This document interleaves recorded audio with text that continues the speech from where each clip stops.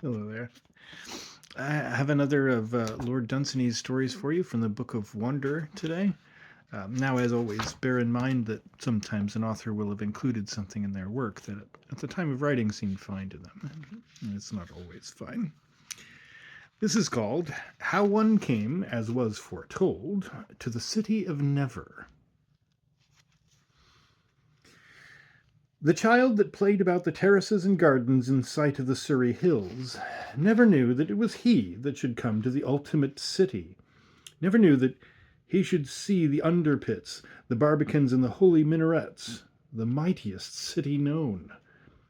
I think of him now as a child with a little red watering can, going about the gardens on a summer's day that lit the warm south country. His imagination delighted with all the tales of quite little adventures, and all the while there was reserved for him that feat at which men wonder. Looking in other directions, away from the Surrey hills, through all his infancy, he saw that precipice, that wall above wall and mountain above mountain stands at the edge of the world, and in perpetual twilight, alone with the moon and the sun, holds up the inconceivable city of Never. To tread its streets he was destined. Prophecy knew it. He had the magic halter, and a worn old rope it was. An old wayfaring woman had given it to him. It had the power to hold any animal whose race had never known captivity, such as the unicorn, the hippogriff, Pegasus, dragons, and wyverns. But with a lion, giraffe, camel, or horse, it was useless. How often we have seen that city of Never, that marvel of the nations, not when it is night in the world, and we can see no further than the stars, not when the sun is shining where we dwell, dazzling our eyes, but when the sun has set on some stormy days, all at once, repentant at evening, and those glittering cliffs reveal themselves which we almost take to be clouds, and it is twilight with us as it is forever with them.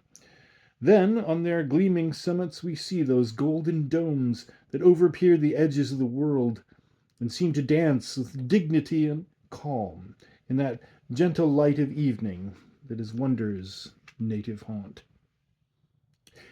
Then does the city of Never, unvisited and afar, look long at her sister, the world. It had been prophesied that he should come there. They knew it when the pebbles were being made, and before the isles of coral were given unto the sea. And thus the prophecy came unto fulfilment, and passed into history, and so at length to oblivion, out of which I drag it as it goes floating by, into which I shall one day tumble. The hippogriffs dance before dawn in the upper air. Long before sunrise flashes upon our lawns, they go to glitter in light that has not yet come to the world. And as the dawn works up from the ragged hills, and the stars feel it, they go slanting earthwards, till sunlight touches the tops of the tallest trees, and the hippogriffs alight with a rattle of quills, and fold their wings, and gallop and gambol away till they come to some prosperous, wealthy, detestable town, and they leap at once from the fields, and soar away from the sight of it, pursued by the horrible smoke of it, until they come again to the pure blue air. He whom prophecy had named from of old to come to the city of Never went down one midnight with his magic halter to a lakeside where the hippogriffs alighted at dawn, for the turf was soft there, and they could gallop far before they came to a town. And there he waited hidden near their hoof marks, and the stars paled a little and grew indistinct, but there was no other sign as yet of the dawn, when there appeared, far up in the deeps of the night, two little saffron specks, then four, and five. It was the hippogriffs, dancing and twirling around in the sun. Another flock joined them. There were 12 of them now. They danced there, flashing their colors back to the sun. They descended in wide curves, slowly. Trees down on earth revealed against the sky, jet black each delicate twig. A star disappeared from a cluster, and now another, and dawn came on like music, like a new song. Ducks shot by to the lake from still dark fields of corn. Far voices uttered, a colour grew upon the water, and still the hippogriffs gloried in the light, revelling up in the sky. But when pigeons stirred on the branches, and the first small bird was abroad, and little coots from the rushes ventured to peer about, then there came down on a sudden, with a thunder of feathers, the hippogriffs, and as they landed from their celestial heights, all bathed with the day's first sunlight, the man, whose destiny it was, as from of old, to come to the city of Never, sprang up and caught the last with the magic halter. It plunged but could not escape it, for the hippogriffs are of the uncaptured races, and magic has power over the magical. So the man mounted it, and it soared again for the heights whence it had come, as a wounded beast goes home.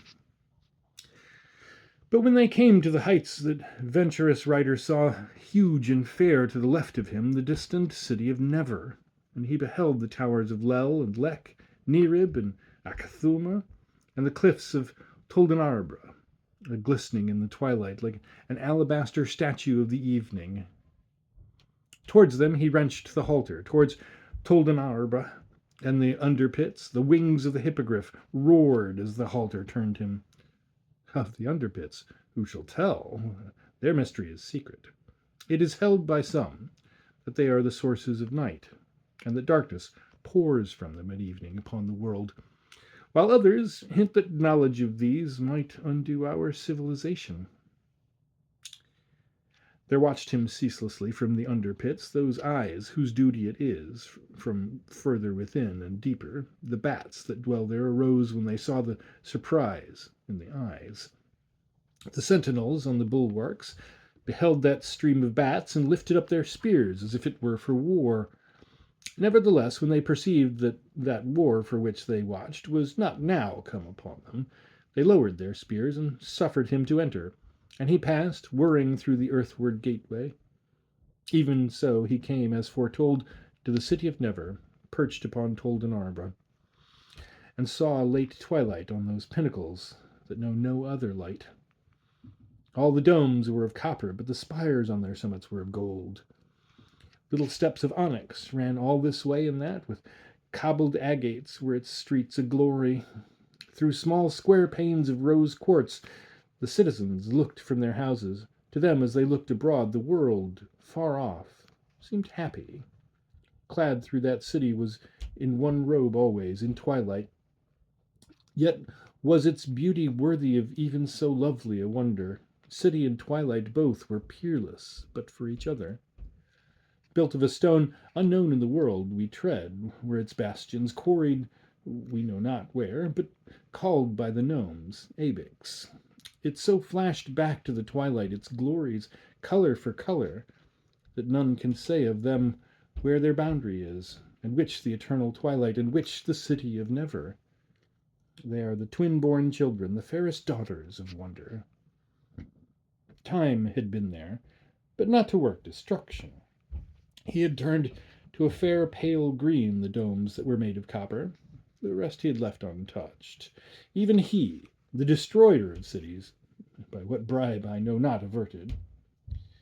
Nevertheless, they often wept in Never for change and passing away, mourning catastrophes in other worlds.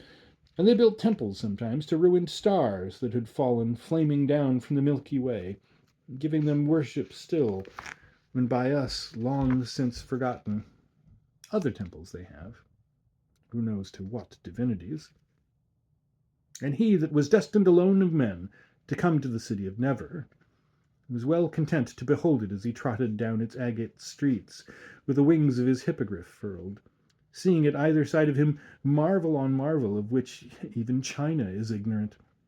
Then, as he neared the city's further rampart, by which no inhabitant stirred, and looked in a direction to which no houses faced with any rose-pink windows, he suddenly saw, far off, dwarfing the mountains, an even greater city. Whether that city was built upon the twilight, or whether it rose from the coasts of some other world, he did not know. He saw it dominate the city of Never, and strove to reach it. But at this unmeasured home of unknown colossi, the hippogriff shied frantically, and neither the magic halter nor anything that he did could make the monster face it. At last, from the city of Never's lonely outskirts, where no inhabitants walked, the rider turned slowly earthwards. He knew now why all the windows faced this way. The denizens of the twilight gazed at the world, and not at a greater than them. Then from the last step of the earthward stairway, like led past the underpits and down the glittering face of Toldenarba, down from the undershadowed glories of the gold-tipped city of Never, and out of perpetual twilight, swooped the man on his winged monster.